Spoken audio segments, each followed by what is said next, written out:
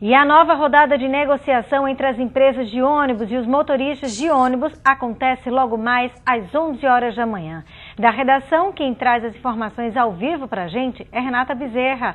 Bom dia, Renata. Olá, Mariana. Bom dia, muito bom dia a todos.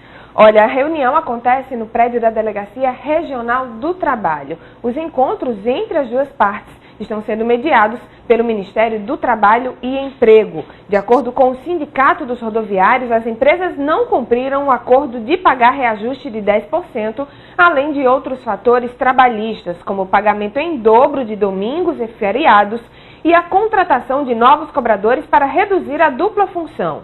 O Sindicato das Empresas, o Seturne, concordou em pagar o reajuste aos trabalhadores de serviços gerais, mas alegou falta de condições financeiras para conceder os outros benefícios.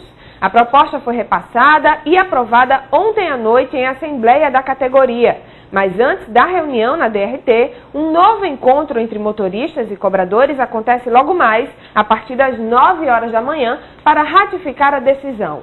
Na semana passada, o sindicato chegou a organizar paralisações de advertência no centro da cidade. Renata Bezerra, da redação, para o Encontro com a Notícia. Obrigada, Renata. Jânio, vamos torcer que tudo chegue a um acordo sem precisar de paralisação, sem trazer transtorno para a cidade, né? Olha, Mariana, o Brasil é um dos poucos países que tem justiça do trabalho. E desses países que têm justiça do trabalho, o Brasil é um dos que tem a melhor estrutura. E desses que têm a menor estrutura, apresenta o Brasil, em relação a decisões na Justiça do Trabalho, uma agilidade e uma ação para o cumprimento, especialmente de contratos coletivos, que no momento em que a gente acompanha essa negociação e esse problema entre os rodoviários e as empresas de ônibus, antes de se anunciar uma greve, por que é que os rodoviários não vão à justiça? Quem assina um documento, um contrato, tem a obrigação de cumprir. Não cumprindo, a primeira instância, o primeiro lugar que se deve recorrer é a Justiça do Trabalho.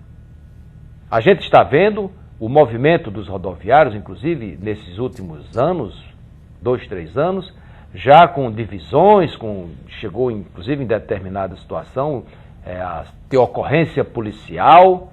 A gente tem uma eleição aí para o próximo ano, municipal, vereador, e em que sentido uma interferência com motivação política, com motivação eleitoral, não podia também interferir nesse processo.